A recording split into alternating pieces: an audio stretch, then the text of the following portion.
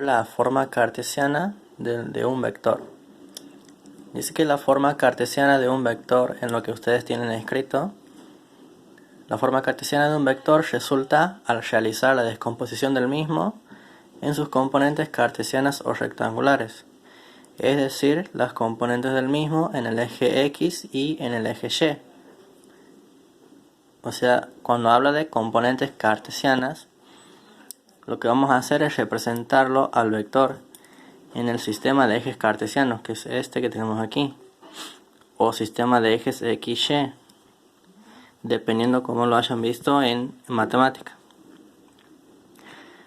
Entonces, para encontrar la forma cartesiana, vamos a realizar la descomposición cartesiana del vector, ¿sí? Como tenemos aquí.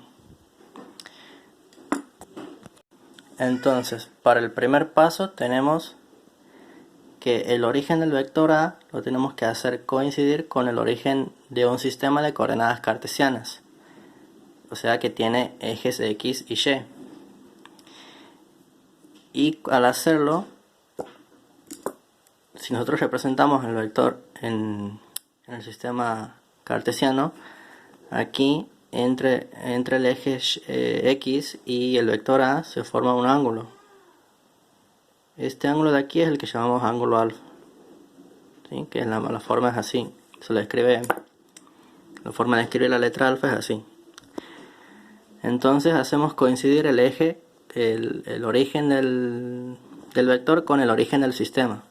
El origen del sistema se refiere a el punto donde se cruzan los ejes X y Y, que sería aquí. Entonces, el primer paso es eso, hacer coincidir el origen del vector con el origen del sistema. Y bueno, ahí se forma un ángulo entre el eje X, que es el eje horizontal, y el vector A, se forma un ángulo alfa.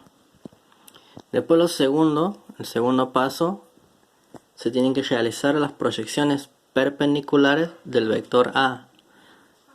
O sea, cuando dice proyecciones perpendiculares se refiere a que a partir donde termina el vector A, entonces desde el final del vector, lo que hago es voy a proyectar,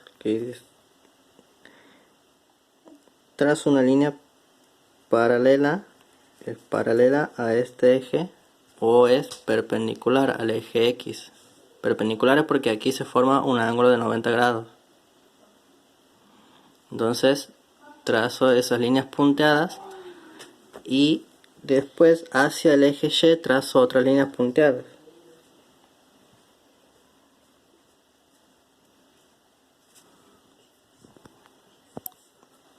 Y donde vemos que corta el eje Y, desde el origen hasta ese corte iría lo que es la componente del vector en el eje Y.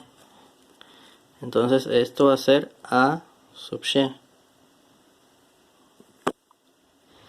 Y desde el origen hasta el corte que se hace en el eje X va a ir lo que sería la otra componente del vector, que en este caso es la A sub X.